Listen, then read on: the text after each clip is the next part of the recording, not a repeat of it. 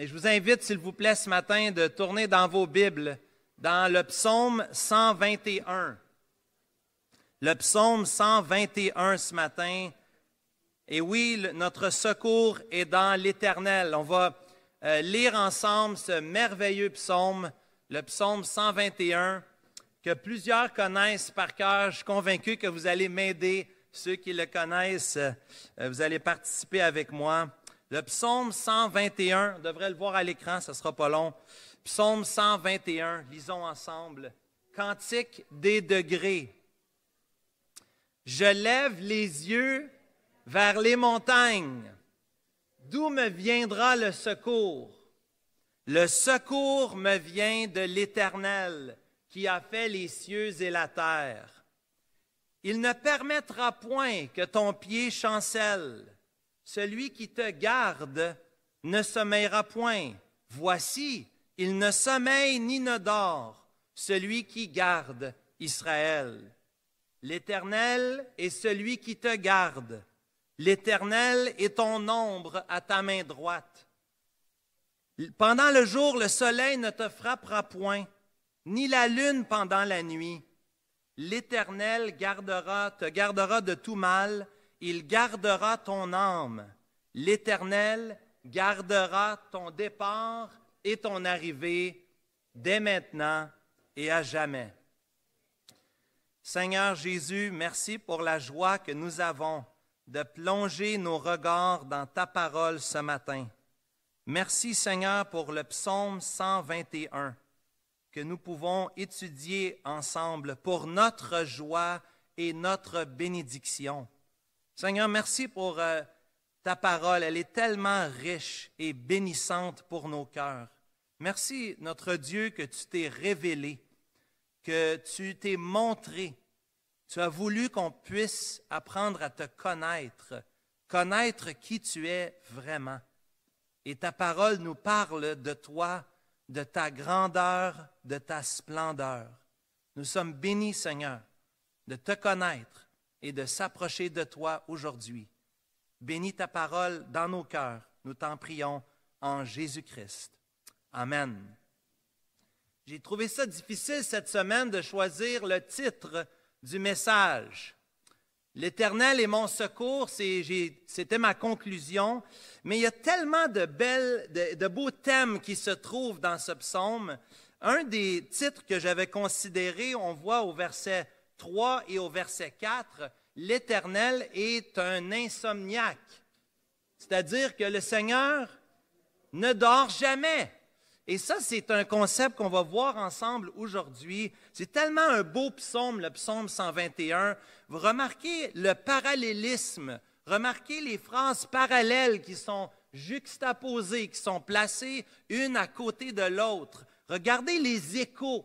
La Bible, c'est vraiment bien écrit. Ceux qui prennent le temps de s'y arrêter, ceux qui peuvent étudier même dans la langue originale, vous allez découvrir des petits joyaux, non seulement dans les mots, mais aussi dans la construction des phrases. C'est vraiment bien écrit et c'est une grande bénédiction pour nous de nous plonger ce matin dans le psaume 121. Un autre psaume qu'on chantait, qu'on se rappelait lors des voyages. On avait vu il y a 2 semaines dans le psaume 84 aussi que lorsque les chrétiens, les croyants, on devrait dire, pas encore des chrétiens, mais les croyants de l'Ancien Testament, le peuple juif, ceux qui avaient placé leur confiance en Dieu, qui croyaient en Dieu, se rendaient au moins 3 fois par année, voulaient se rendre à Jérusalem pour adorer, pour offrir des sacrifices lors de la fête des tabernacles ou lors de la fête de la Pâque ou la Pentecôte. On se voyageait de partout au Moyen-Orient. On voulait se rendre à Jérusalem. Et on voulait aller à la montagne, on voulait aller à Sion. On voulait aller à la montagne parce que la ville de Jérusalem était surélevée. On devait monter à Jérusalem. Et tellement qu'on marchait, tellement qu'on se déplaçait sous la température, on a des indices dans notre passage de soleil, d'ombre, tellement qu'on marchait, il faisait chaud, Et en plus, en marchant, en montant, on avait mal aux jambes. On pouvait devenir très fatigué dans ces longs voyages qu'on devait faire à pied. Eh bien, le psalmiste ici, dans son voyage, dans sa montée, Cantique des degrés, ça parle de monter à cette montagne. C'est ça le Cantique des degrés, psaume 120 à 134. Il y a une quinzaine de psaumes où on est en train de monter à la montagne sainte, la Cantique des degrés. Eh bien, le psalmiste veut tellement ce matin nous parler de comment Dieu est bon pour lui, comment Dieu prend soin de lui, et comment, malgré les difficultés, malgré comment il sent en même temps la bénédiction de l'Éternel. Il sent le soutien du Seigneur dans son cœur au travers le voyage, le périple de se rendre à Jérusalem. Sans la force de Dieu, sans la grâce de Dieu, le peuple aurait été même incapable de faire ces voyages. C'est à cause de la force que le Seigneur donnait à ses enfants qu'ils pouvaient se rendre, se déplacer et aller adorer l'Éternel. Notre voyage à nous n'est pas à Jérusalem. Notre voyage à nous se fait un peu différemment. On marche dans un mois fin du mois d'août, début de septembre. La température est très belle. Ceux qui sont venus à pied ce matin, vous avez été bénis. Les autres, bien, vous avez pris le transport en commun ou vous avez pris votre voiture à l'air climatisé ou avec la petite radio. On est quand même très confortable. C'est un peu différent pour nous. Il reste que le pèlerinage, le chemin que prennent, le voyage que prennent les croyants de l'Ancien Testament peut quand même ressembler à notre voyage ici-bas sur terre. Pas le voyage physique dans le sens de se déplacer d'un lieu à l'autre, c'est quand même différent. Mais quand même, dans nos vies, nous sommes dans un pèlerinage, nous sommes étrangers et voyageurs sur la terre. Et on voit ici la présence du Seigneur dans notre voyage. Il y avait des dangers ici, le contexte ici, il y avait des dangers, il y avait des oppressions, mais le psalmiste reconnaît que Dieu est sa force, que Dieu est celui qui le soutient, que Dieu est celui qui garde ses pas. Dieu est celui qui garde tes pas et mes pas. Chrétiens, en 2023, Dieu garde tes pas. Dieu t'accompagne, comme le psalmiste ici pouvait expérimenter l'accompagnement du Seigneur. Nous aussi, nous pouvons accompagner pas à pas, jour après jour, l'accompagnement et la bénédiction du Seigneur. Nous avons la force. Dieu veut te donner aujourd'hui la force pour ton voyage, pour ton chemin, le chemin que Dieu t'a donné, le chemin qui n'est pas nécessairement un chemin facile. Nous allons voir que le chemin pour eux n'est pas facile et pour nous non plus. Nous aussi, des fois, il faut passer par la vallée de l'ombre de la mort. Mais Dieu est avec nous. Dieu veut te donner le repos aujourd'hui en lui. Dieu veut que tu trouves en lui ta paix et ta joie. Dieu veut que tu trouves non seulement dans ta fatigue physique, peut-être tu es arrivé aujourd'hui avec une fatigue physique ou émotionnelle ou spirituelle. Dieu veut, mon frère, ma sœur, mon ami qui m'entend aujourd'hui, visiteur, bienvenue parmi nous, reçois aujourd'hui ce message que Dieu est là et qu'il veut prendre soin de toi, comme il a pris soin des enfants de Dieu qui ont passé avant nous. Ce passage est tellement encourageant parce que c'est un ancrage pour nous dans les moments incertains et les moments difficiles de nos vies. On va regarder ensemble ces 8 versets, c'est tellement bien fait. Il y a 4 couplets, donc 4 couplets de 2. On va le voir ensemble, 8 versets. Et d'abord, on va voir dans les versets 1er et 2e que Dieu est mon secours, Dieu est ma force. Dieu est mon secours, ma force. Deuxièmement, nous allons voir que Dieu est mon support dans les versets 3 et 4. C'est lui qui me garde. On va voir ensuite dans les versets 5 et 6 que Dieu est mon ombre. C'est lui qui me protège, c'est mon protecteur. Dans les versets 5 et 6. Et finalement, dans les versets 7 et 8, nous allons voir que Dieu est notre sauveur. C'est lui qui nous préserve. Regardons ensemble d'abord les versets 1er et 2e.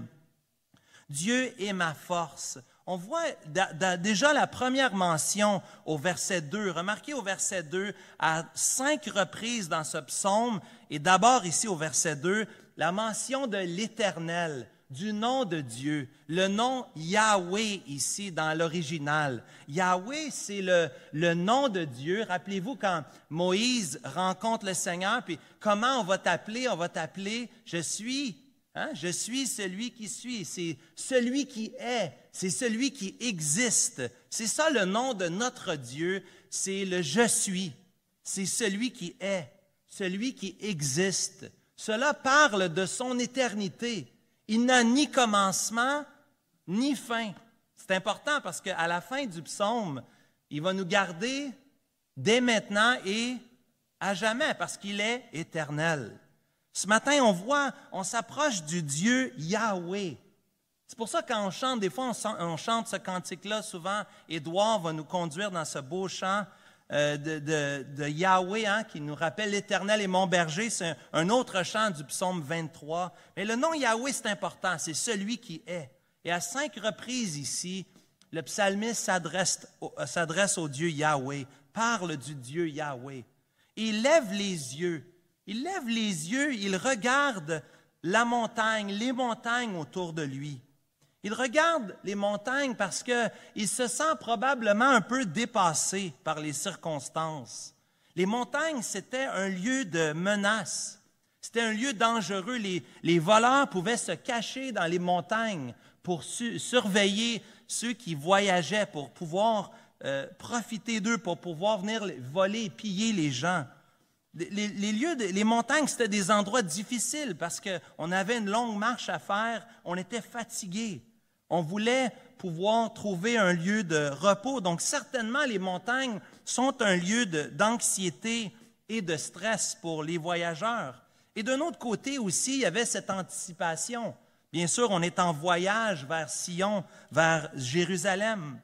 On veut aller là où le temple est bâti, on veut aller où la parole est enseignée, on veut aller offrir des sacrifices d'adoration à l'Éternel. Donc, probablement dans son cœur, lorsqu'il regarde les montagnes, il y a certainement la montagne dans laquelle il voyage, mais s'il voit plus loin la montagne sainte, il y a probablement dans son cœur de l'anxiété, mais aussi un peu d'anticipation. D'où me vient le secours? La question ici est très importante. Où est ton secours, mon ami? Mon frère, ma sœur, où est-ce que tu trouves ton soutien, ton secours, ta force dans ta marche? Est-ce que c'est dans la planète ici? Est-ce que c'est dans les montagnes ici? Est-ce que le psalmiste nous parle de l'écologie ou de l'environnement? Est-ce qu'il nous dit que c'est dans les montagnes qu'on va trouver notre force? Il y en a qui vont se retirer dans une montagne pour aller prendre de l'air, pour observer dans la nature. Et il y en a qui vont dire, ça fait du bien, ça m'a fait du bien, puis c'est vrai que ça fait du bien. Mais est-ce que notre secours est dans la nature, dans l'environnement, dans une montagne, par exemple? Le psalmiste ici nous parle de son assurance, de son assistance. Son assistance n'est pas dans un lieu, son assistance est dans une personne. Remarque au verset 2, au verset 2e, le secours me vient de la montagne. Le secours me vient de Jérusalem, d'aller offrir des sacrifices. Ah, quand j'offre des sacrifices, je me sens tellement bien. Là, je suis bien, là, je suis correct.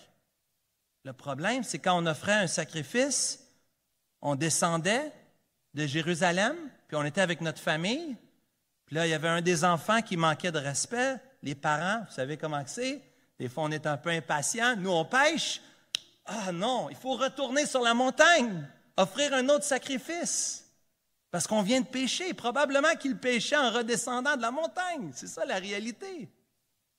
Hein? On parle avec des catholiques romains qui m'ont souvent dit ce que je trouvais difficile avec l'idée de la confesse, d'aller voir le prêtre. C'est quand je sortais de la confesse puis que je marchais pour retourner chez moi, je péchais encore. Je devais retourner à la confesse. Non, mais c'est sans fin. Est-ce qu'on trouve notre secours dans la confesse, à la montagne, dans un lieu physique? Ah, quand je suis au 4902 Saint-Charles, quand je suis dans le bâtiment, je suis correct. J'espère que c'est une bénédiction pour toi de venir au 4902. Mais ton secours n'est pas dans un lieu, n'est pas dans un bâtiment, ni dans une prière ou une confession à un homme. Non, le secours, verset 2, ton secours, la Bible dit, le secours vient de l'Éternel. Le Seigneur, le secours ne vient pas de tes pasteurs, le secours ne vient pas de tes anciens, le secours ne vient pas de ta famille, de ta femme, de ta cellule de croissance. Merci Pierre et Diane. C'est bon, la cellule, mais le secours ne vient pas de là. Le secours nous vient de l'Éternel. Peut-être que tu t'es éloigné aujourd'hui. Peut-être que tu viens ici ce matin, puis ça fait longtemps que tu t'es éloigné de Dieu. Le Seigneur est encore là. Il est encore un secours pour toi. Oui, mais j'ai fait tellement de choses. Je ne mérite pas. Exactement. Personne ne mérite le secours de l'Éternel. Mais il offre son secours à ses enfants. Tu peux, si tu t'es éloigné aujourd'hui et que tu m'entends, tu peux aujourd'hui. Le Seigneur, sa main est tendue vers toi. Son invitation t'est faite. Prends le secours, l'assistance, la force que Dieu veut te donner. Et tu n'as pas besoin de chercher ailleurs. J'aime la parole de Dieu. Il y a des choses qui sont tellement simples. C'est tellement simple. C'est tellement simple. Je ne peux pas fonctionner sans Dieu. Mon secours est en lui. Je ne peux pas faire ma vie sans toi, Seigneur. Je ne peux pas arriver sans ta présence, sans ton assistance. Mettez-vous dans la peau du psalmiste. Il veut se rendre, il veut aller adorer. Il sent la faiblesse, il sent l'anxiété. Seigneur, j'ai besoin de toi. J'ai besoin de ta force. Ce matin, il y en a qui sont venus à l'église, au rassemblement des croyants ici. Puis il y en a qui ont dit, je me sens bien ce matin. Peut t'arriver, n'est-ce pas? Peut-être que tu es arrivé ce matin et tu te sens bien. Je sens que ça va bien. Mais il y en a des fois qui viennent avec une attitude, je me sens fort. Et ce n'est pas la meilleure place pour le croyant. Ce n'est pas la meilleure place quand on se sent fort, quand tout va bien. La meilleure place pour nous, c'est de reconnaître notre besoin. C'est dans la faiblesse. Paul va dire aux Corinthiens que c'est dans la faiblesse que le Seigneur est fort en moi. 2 Corinthiens 12. Le Seigneur nous voit dans notre faiblesse. Il nous connaît. On ne peut pas jouer de game avec lui. Le Seigneur voit toutes choses. Il voit nos cœurs, il voit nos vies. Se sentir fort, des fois ça va bien. Merci Seigneur. Mais vous comprenez, des fois, on se sent fort. Et c'est comme si on n'a plus besoin du Seigneur. Et ce n'est pas la bonne place pour le croyant. L'Éternel est un refuge et un appui, un secours qui ne manque jamais dans la détresse. Psaume 46, verset 1. On s'approche de Dieu reconnaissant notre besoin. Tantôt, on va prendre la table du Seigneur. Viens ce matin reconnaissant ta faiblesse. Seigneur, j'ai besoin de toi. Ton sacrifice, oui, une fois pour toutes, mais ton pardon, j'en ai besoin à tous les jours. À tous les jours. Et je viens ce matin avec ma faiblesse. Viens ce matin en prenant la table du Seigneur. Dépose tes faiblesses, dépose tes péchés, dépose tes fardeaux, dépose tes découragements. Le secours est en toi, Seigneur. Il l'a prouvé à la croix. Son sang a été versé pour nous. Tu veux savoir comment Dieu est présent? Ce psaume nous parle de la présence. Le secours me vient de l'Éternel. L'Éternel, sa présence, il est omniprésent. Il est partout en même temps. Mais mieux encore, il vit dans le cœur de chacun de nous, les disciples de Jésus. Chacun de nous, les croyants du Nouveau Testament, nous avons eu, à cause de la bénédiction de Dieu, le Seigneur Jésus qui est monté à la droite du Père et qui a envoyé son Esprit qui vit dans le cœur de chaque croyant et croyante. Quelle bénédiction! Nous avons Dieu esprit qui vit en nous. L'Esprit de Christ vit en toi, sa présence est là. C'est pour ça que quand il dit ce qu'il dit ce matin, ça nous fait penser à l'Évangile. Quand on lit le psaume 121, pour nous, de ce côté-ci de la croix, après la venue de Jésus, on dit c'est encore plus vrai, c'est encore plus incroyable. L'Esprit Saint vit dans mon cœur. Quand Paul dit « Je puis tout par celui qui me fortifie », l'Esprit de Dieu vit en toi, mon frère, ma sœur. La force est là. On l'a, l'Esprit de Dieu. Il nous l'a donné. On a ce qu'il faut pour marcher pour lui, pour l'honorer. Il nous a donné son Esprit. Quelle bénédiction! Et remarquez ici l'attribut de Dieu à la fin du verset 2e. Remarquez l'attribut de Dieu qui est mis à l'avant. C'est incroyable. Le secours me vient de l'Éternel, verset 2, qui a fait les cieux et la terre. L'argument ici est dans la création et dans le Dieu créateur, le Dieu qui est tout puissant. L'argument est dans la toute-puissance de Dieu, dans le fait qu'il a créé les cieux et la terre. Cela nous parle de la puissance illimitée de Dieu. La puissance illimitée du Dieu de la Bible. Je crois que la parole de Dieu nous dit clairement que Dieu a créé les cieux et la terre et qu'il l'a fait en 6 jours. Littéral, 6 jours de 24 heures. C'est ce que je crois. L'argument biblique, lisez la Genèse, c'est que c'est Dieu qui a tout créé par sa parole. Sa parole puissante. Remarquez ici, le psalmiste reconnaît que le secours est en l'Éternel. Il fait allusion à la création, à la toute-puissance de Dieu. La conviction, écoutez bien, la conviction du psalmiste, c'est que si Dieu a tout créé, si Dieu a créé les cieux et la terre, il peut certainement s'occuper de mes problèmes et mes difficultés. Tu m'as entendu ce matin?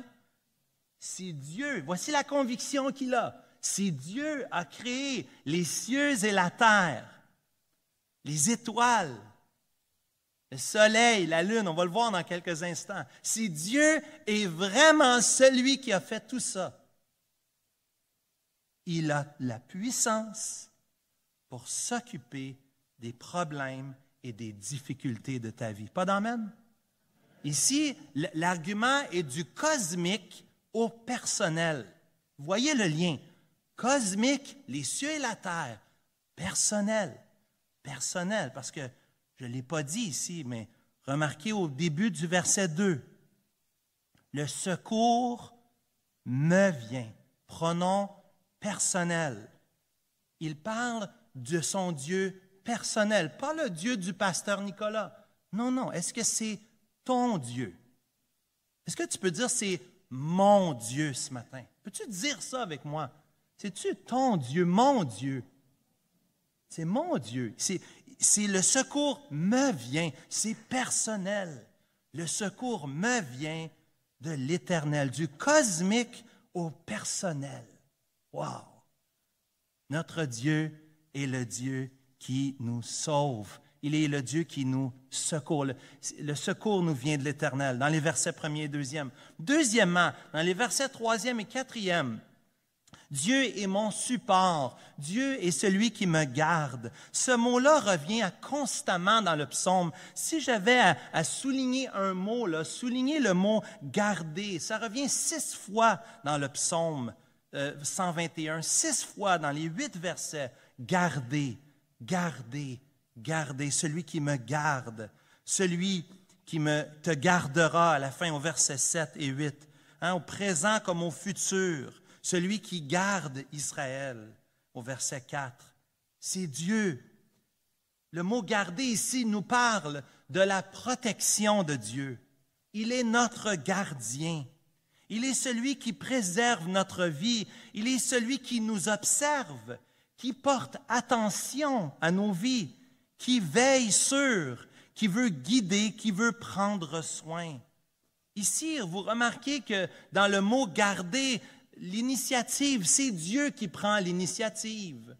Ce n'est pas nous qui nous gardons nous-mêmes, ni nous qui faisons quelque chose pour que Dieu nous garde. Dieu nous garde. Cela fait partie de la bénédiction qu'il offre à ses enfants. Dieu nous garde. Il persévère de nous garder, même quand nous, on s'éloigne. Même quand nous, on s'éloigne, Dieu nous garde quand même. Je pourrais mettre un micro ce matin, puis demander à plusieurs personnes, je connais plusieurs témoignages dans cette église, des gens qui ont dit, j'étais très loin de Dieu, mais Dieu m'a gardé quand même.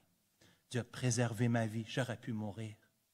Dieu a gardé ma vie, j'aurais pu me ramasser en dedans pendant longtemps. Dieu a gardé ma vie, tellement de péché dans lequel j'étais enlisé, que j'étais pris. Mais la main du Seigneur, le Fils prodigue, il est revenu. Et son Père, qu'est-ce que son Père faisait? Il regardait au loin. C'est notre Dieu, n'est-ce pas? Il est celui qui nous garde, qui veille sur nous. Un Dieu qui nous parle ici de son implication dans notre vie. C'est plus que son omniscience ici. Remarquez, ce n'est pas dit que Dieu voit. Au verset 3, c'est celui qui te voit. Non, non. Celui qui te verra, qui te gardera. Non, non, non. C'est celui qui te garde, celui qui te gardera. C'est plus que l'omniscience, c'est plus que l'omniprésence. Bien sûr que Dieu voit tout, Dieu sait tout. Mais c'est plus que ça. Dieu te garde. Cela parle de son investissement personnel dans ta vie. Ah, Dieu n'a pas le temps de faire ça. Il y a des millions de chrétiens. Comment Dieu, est-ce qu'on croit ça vraiment? Que Dieu nous garde individuellement, personnellement. Est-ce que tu crois ça? Des fois, on a de la misère à croire ça. Des fois on a l'impression que Dieu, il en a échappé une. Des fois, on a l'impression qu'il en a manqué une. Ça peut arriver, n'est-ce pas? Des fois, on dit, Seigneur, je te demande ça, mais je trouve que la réponse est longue. Ça prend du temps avant que tu donnes la réponse que j'aimerais avoir. Mais Dieu est là et Dieu garde les siens. Dieu nous garde. Comment ça, un Dieu qui nous garde? Un Dieu qui affermit. Rappelez-vous le psaume 37, on chante parfois « L'Éternel affermit les pas de l'homme ». Verset 23, « Il prend plaisir à sa voix. S'il tombe, il n'est pas terrassé, car l'Éternel lui prend la main. J'ai été jeune, j'ai vieilli, je n'ai point vu le juste abandonné, ni sa postérité mendiant son pain. » Incroyable, le psaume 37. L'Éternel affermit les pas de l'homme. S'il tombe, c'est plutôt quand il tombe, parce qu'on sait qu'on tombe. Mais le Seigneur, sa main est toujours là. L'Éternel lui prend la main. Remarquez au verset 3 le changement de discours. Si dans les versets 1er et 2e, on est dans la première personne du singulier, c'est le « je me ». Mais là, ici, on tombe dans la deuxième personne du singulier. Il ne permettra pas que ton pied chancelle. Celui qui te garde. Oh, comment ça, il y a un changement? Est-ce que le professeur de français dirait, tu dois recommencer? Il faut garder le même pronom. Moi, mes professeurs, je, nous. Non, non, non. Il faut le rester tout le long. Si on écrit, c'est toujours je ou c'est toujours nous. C'est-tu une erreur ici dans la Bible? Bien sûr que non. Ici, le psalmiste nous parle d'un discours interne. Ça arrive des fois qu'on se parle à nous-mêmes. En fait, des fois, on devrait se parler plus et s'écouter moins. Vous comprenez ce que je veux dire? Se parler plus et s'écouter moins. Écoute ton cœur. Non, parle à ton cœur. Parle à ton cœur, mon frère, ma sœur. Parle à ton cœur. Rappelle-toi qui Dieu est et ce qu'il a fait. Rappelle-toi, parle-toi. Rappelle-toi ce matin que notre Dieu est insomniaque. Rappelle-toi ce matin que Dieu ne dort jamais. Ça veut dire que si tu es réveillé à 3 heures du matin, il est toujours disponible, 24/7, 365, toujours disponible, jamais fatigué, toujours sur appel, toujours disponible et disposé. Il ne prend aucun congé. Sa constance, il est fiable, il est fidèle, il ne vacille pas, il ne fait pas défaut, il n'est pas sans interruption, il ne peut pas être interrompu, il peut recevoir plusieurs requêtes en même temps et tu n'as pas besoin d'être sur la ligne d'attente. Hein? Votre appel est important pour vous, pas pour nous, parce que si c'est important pour nous, ben, on se dépêcherait de répondre. Rappelez-vous les prophètes de Baal, dans 1 Roi chapitre 18, peut-être ça vous dit quelque chose. Est-ce que vous vous souvenez de l'histoire? Dans 1 Roi 18, les prophètes de Baal sont là, hein? Puis Élie est avec eux, puis il y a comme une compétition, si on veut. Élie veut montrer que le Dieu Yahweh, le Dieu de la Bible, c'est le Dieu qui est vrai, qui est fiable. Donc, ils font des autels, hein, ils font un autel avec les prophètes de Baal, puis ils font un autre autel pour l'Éternel. Ils prennent le taureau, ils le préparent. Puis les prophètes de Baal commencent à invoquer Baal depuis le matin jusqu'au midi en disant « Baal, réponds-nous! Baal, réponds-nous! » Mais 1 Roi chapitre 18, verset 26 nous dit qu'il n'a pas eu de... Il n'y avait personne à la maison. Hein? Il n'y avait personne. Hein? Les dieux de Baal étaient où? Trop occupés. Ils sautaient. Écoutez ce qu'ils faisaient. Ils sautaient devant l'autel qu'ils avaient fait. Écoute, là, ils essaient de réveiller. Élie se moqua d'eux. Je ne sais pas si c'est un péché. Posez-moi pas la question, mais je ne sais pas. Mais au verset 27, Élie se moqua d'eux et dit, « Criez à haute voix. Puisqu'il est Dieu, votre Dieu petit d, il pense peut-être à quelque chose. Ou il est occupé, ou il est en voyage, peut-être qu'il dort, et il se réveillera. » Ils crièrent à haute voix. Ils se firent, selon leur coutume, des incisions. Et ça va loin, là. On ne fait pas juste sauter, là. Ils se coupent avec des épées, avec des lances, jusqu'à ce que le sang coulât d'eux.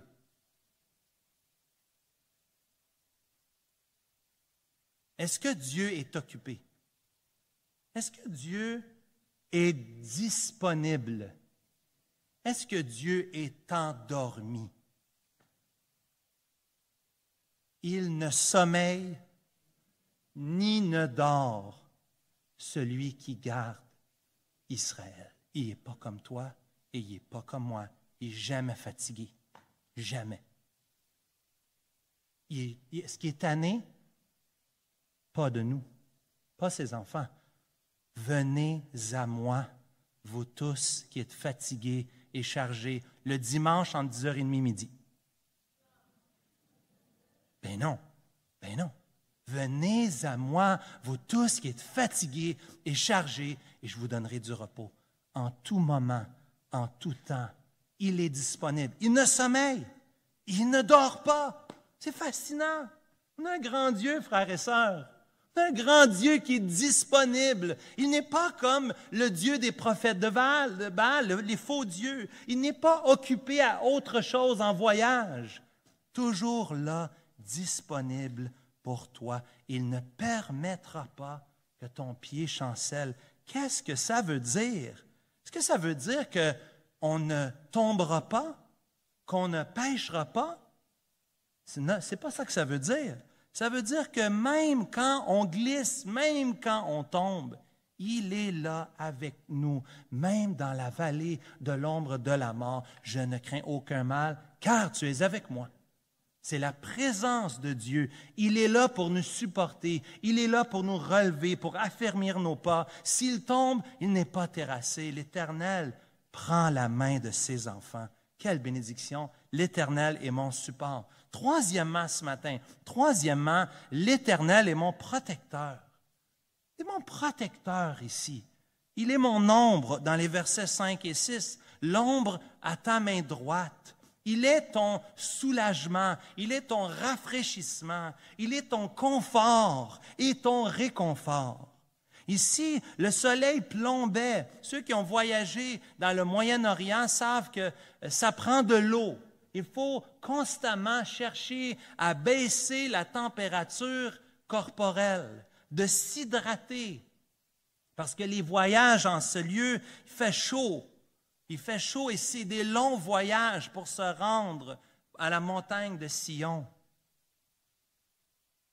Le psalmiste nous parle de l'ombre à la main droite de l'Éternel. L'ombre ici nous parle d'une protection que le Seigneur nous donne. Non, ce n'est pas la protection de la crème solaire, ce n'est pas la protection qui est momentanée, mais une protection qui se poursuit dans le temps. Une protection, vous remarquez, toute la journée, au verset 6, pendant le jour et pendant la nuit. Une protection 24 heures. Une protection en toutes circonstances de la journée. Dieu est là, présent pour ses enfants. Dieu est là. Est-ce que cela veut dire qu'il n'y a aucune chaleur? Non. Cela veut dire qu'il y a moins de chaleur. Il y a quand même une protection, une bénédiction de réduction de la chaleur par l'ombre qui nous est offerte par l'Éternel. Cela nous parle de la proximité de Dieu. Remarquez ici, celui qui te garde est ton ombre à ta main droite. Ce n'est pas très loin, c'est proche à ta main, proche de ton corps, proche de toi. Le Seigneur est près de ceux qui l'invoquent. Et ce matin, tu es invité d'invoquer l'Éternel. Tu es invité ce matin de te tourner vers lui et de recevoir la protection du Seigneur. Paul va dire dans Romains chapitre 8, « Nous sommes plus que vainqueurs par celui qui nous a aimés. J'ai l'assurance que ni la mort, ni la vie, ni les anges, ni les dominations, ni les choses présentes, ni les choses à venir, ni les puissances, ni la hauteur, ni la profondeur, ni aucune autre créature ne pourra nous séparer de l'amour de Dieu manifesté en Jésus-Christ, notre Seigneur. » Bien-aimés, nous avons l'Esprit de Christ qui vit en nous, le sceau, le gage, la preuve tangible de l'amour de Dieu pour toi. Dieu t'aime. Dieu est ton ombre, ton protecteur. Il t'a donné son esprit.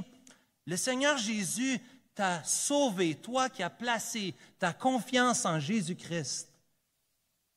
Jésus t'a sauvé une fois pour toutes. Il n'est pas vacillant. C'est pas peut-être demain je vais changer d'idée. Non, non. C'est celui qui te garde. Il te gardera. On le chante souvent. J'aime ce cantique aussi. Kevin, on aurait pu mettre beaucoup de cantiques ce matin.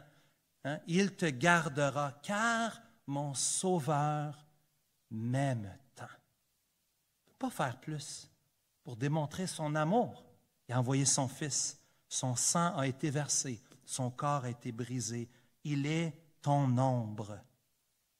Il est notre bénédiction. Et finalement, dans les versets 7 et 8 ce matin, Dieu est notre Sauveur. Non seulement qu'il est notre protecteur, mais il est notre Sauveur, c'est lui qui nous préserve jusqu'à la fin. Remarquez ici que c'est encore une fois l'emphase sur le mot « garder », la protection, le soutien que nous avons de Dieu, un soutien indéfectible. Un soutien qui est complet, qui est total. Si on parle de toute la journée dans les versets 5 et 6, On parle ici dans le temps, à partir de maintenant et jusqu'à la fin. On parle ici d'un soutien dans le temps, un soutien présent et futur. Dès maintenant, ça veut dire qu'aujourd'hui, dans la circonstance que tu vis, Dieu est au courant et Dieu veut te garder au travers de ça. Dans le découragement que tu vis, cher ami, Dieu veut être là avec toi. Dieu est ton ombre, mieux encore, il est là pour te garder de tout mal, veut garder ton âme. Dieu veut garder ce qu'il y a de plus précieux en toi. C'est ton âme, c'est l'homme intérieur. Dieu veut garder ça. Dieu s'intéresse à toi. Qu'est-ce que tu vis? Tes découragements, tes tristesses, tes lots, tes chagrins. Ce qui te dérange, He cares.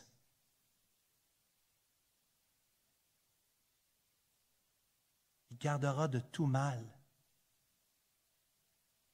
Ça ne veut pas dire qu'on n'aura pas de difficultés. On ne croit pas à l'évangile de prospérité. Ce n'est pas ce que la Bible enseigne. Des frères précieux ont été sciés, nous dit Hébreux chapitre 11. Les frères précieux ont été persécutés. Étienne, un chrétien modèle, lapidé. Paul a été tué.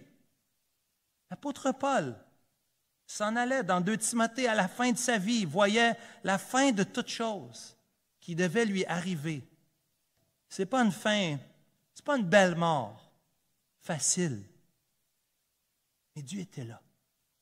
Dieu était là. Paul, dans son témoignage à la toute fin, 2 Timothée chapitre 4, il dit, dans ma première défense, personne ne m'a assisté. Le grand apôtre Paul, c'est drôle, hein? Des fois, quand ça arrive, les gens ne sont pas là. Personne ne m'a assisté. Tous m'ont abandonné. Que cela ne leur soit pas imputé. L'attitude de Paul, il ne leur en veut pas. 2 Timothée 4, verset 17. C'est le Seigneur qui m'a assisté, qui m'a fortifié, afin que la prédication fût accomplie par moi et que tous les païens l'entendissent. J'ai été délivré de la gueule du lion. Le Seigneur me délivrera de toute mauvaise œuvre. Il me sauvera pour me faire entrer dans son royaume céleste. À lui soit la gloire au siècle des siècles. Amen. Même Paul, l'apôtre Paul, à la fin, il s'est ramassé tout seul. Ça arrive, mon frère, ma sœur. Ça peut arriver des moments où on se sent seul. Mais rappelle-toi qu'il est là, le Seigneur est là. Et c'est le témoignage de Paul. Le Seigneur m'a assisté. C'est le Seigneur qui m'a fortifié. C'est le Seigneur qui était là dans la vallée lorsque le mal m'arrivait. Le Seigneur m'a gardé. Le Seigneur connaît. Il me connaît, il connaît mes besoins. Dans le combat spirituel, ce n'est pas toujours des assaillants physiques. Des fois, c'est dans le monde spirituel. Regarde au verset 7, ça parle de ton âme. Ça parle de l'intérieur, de la personne intérieure dans laquelle on est. Il y a un combat qui est au-delà du combat physique. Mais Dieu est là. Et Dieu, l'Éternel, le Yahweh, celui qui est, celui qui a toujours existé depuis toute éternité et qui existera pour toujours, c'est lui qui dit, je vais garder ton départ et ton arrivée. Il a toute la crédibilité pour faire une affirmation pareille. Il a toute la crédibilité pour le faire, parce qu'il est éternel. Il est l'alpha et l'oméga. Bien sûr, il gardera ton départ et ton arrivée. Il va garder tes projets, tes entreprises. Dieu va te garder au travers de tout ça. Les enfants retournent à l'école. Il y a une couple qui m'ont dit, « Oh, je n'ai pas le goût. » Hein? Pas besoin de lever la main. Le Seigneur va vous garder dans cette nouvelle année scolaire, les jeunes. Ah, mais tu sais, le Seigneur est là. 1er septembre. Seigneur, je te remets cette année scolaire. Je suis ton enfant. Je suis un ado, je me cherche un peu, mais Seigneur, tu dis que tu vas me garder, je le crois. Un jeune, écoute-moi ce matin, fais confiance au Seigneur. Crie à Dieu, dis à Dieu, Seigneur, cette nouvelle année, je te la remets. Je te la remets, Seigneur. Je te fais confiance. Sois avec moi, Seigneur. Garde-moi. Dès maintenant et à jamais. Remarque ici la perspective éternelle. J'aime la Bible. La Bible n'est pas toujours dans le maintenant. C'est vrai qu'on veut du maintenant, du concret. Je suis d'accord, mais moi, je veux aussi de l'espérance. Je veux regarder un petit peu plus loin. Regarde la perspective éternelle de ce passage. Jésus lui-même avait repris ces paroles. Qu'est-ce qu'il a dit? « Voici, je suis avec vous le dimanche matin. Je suis avec vous tous les jours jusqu'à la fin du monde. » Est-ce qu'on le croit, frères et sœurs? Est-ce qu'on croit ça? Oui, mais c'est trop, c'est pas réaliste. Ça se peut pas. Oui, ça se peut.